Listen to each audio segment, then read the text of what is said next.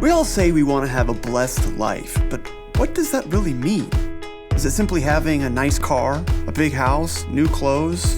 What if a blessed life isn't what you think? What if it's more about what you give away than what you hold on to? What if it's more about the contents of your heart than the contents of your bank account? How do we really live the blessed life?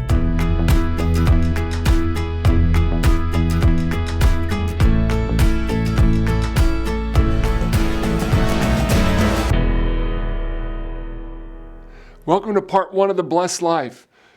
When we talk about the blessed life and we start talking about God really getting into our business deep and us getting into God deep, all kinds of issues come up. Mostly the issue of surrender.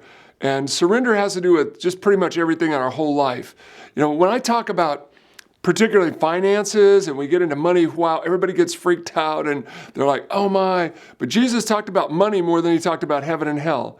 And there's a reason why he did that, friends, because we have issues, particularly as Americans, with money. See, the truth is this: life is made up of two kinds of people, givers and takers. So the real question is, which one would you rather be? The Bible, is full of all kinds of stories about the law of reciprocation, about giving and getting back and reaping what you've sown. And Jesus talked about this all the time. A lot of people don't get that. They think if I can get everything to myself, I'm going to be okay. But Jesus said, judge not, that you would not be judged. For what judgment you judge with, you will also be judged. And what measure you use, it will be measured back to you. And so really what Jesus was saying is, look, he goes on in Luke 6, 37, 38, and he talks about this. He expands it out into all areas of our lives. So judge not, condemn not, you shall not be condemned. Forgive, and you shall be forgiven. Give, and it will be given to you. And then he takes it right into the heartbeat of people.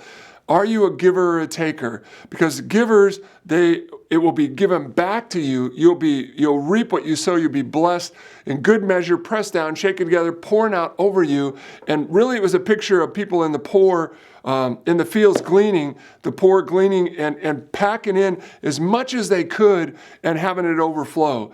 Because what Jesus is really saying is the same thing he said all over the place. He said, I want to overflow out of you.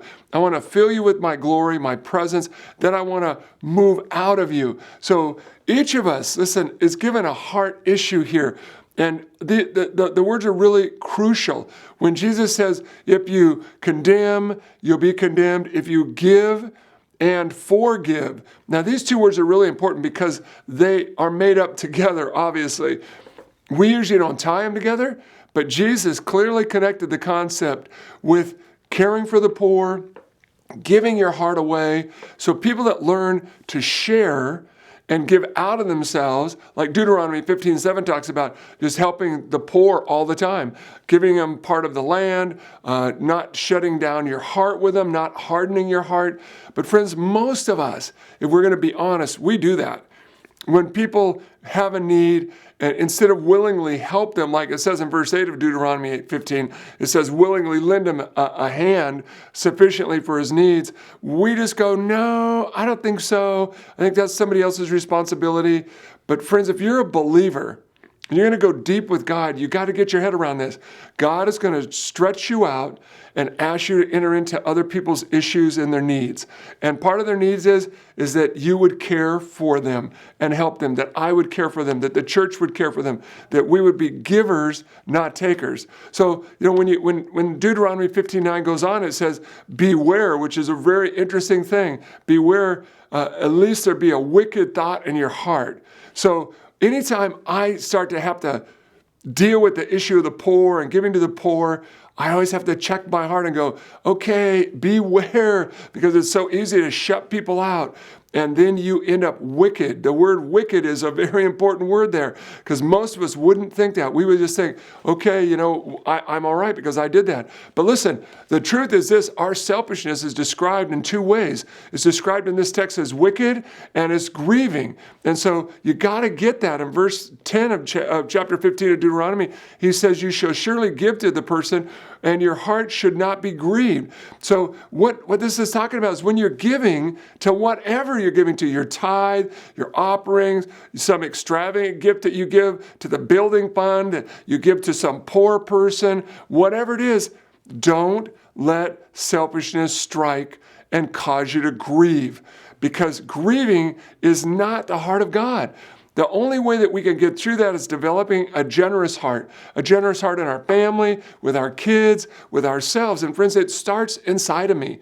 It starts inside of you. When it says in Deuteronomy 15:14, you shall supply him liberally from your flock, your threshing floors, your wine presses, from what the Lord has blessed you with, you shall give it back to him. So it's clear we're supposed to be sharing with God, committed to the kingdom of God, the things of the kingdom. Jesus talked about this all the time. Luke 6:30-36, he talks about the heart and giving generously. Some of these texts you need to take them and just look in your small group and plow around in them. Because see, the truth is this: I was born a taker, but I was reborn a giver. I was born selfish, but I was reborn generous. And it's a matter of being renewed in my mind and my heart. I used to try to figure out how I could work things for my good, how I could manipulate things and make them happen.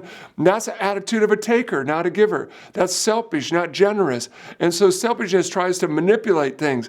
And really, God is trying to say this to all of us, I think. Develop a grateful heart. Because see, when you're grateful, you're thankful. When you're thankful, you're giving and you're generous. You just realize, man, everything I have, God has blessed me with. And so Deuteronomy 15:15 says, be careful. Remember that you were a slave once and God redeemed you. And the truth is, that was me. I was a slave to myself, and then God redeemed me. I was selfish, and he made me generous. So God is ordering, literally saying to people, be generous. You had nothing. I gave you everything. Be generous.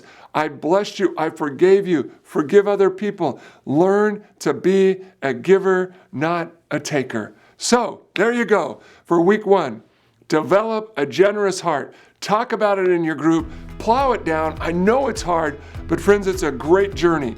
So get in there. Let's believe God to move big in the next 4 or 5 weeks together. God bless.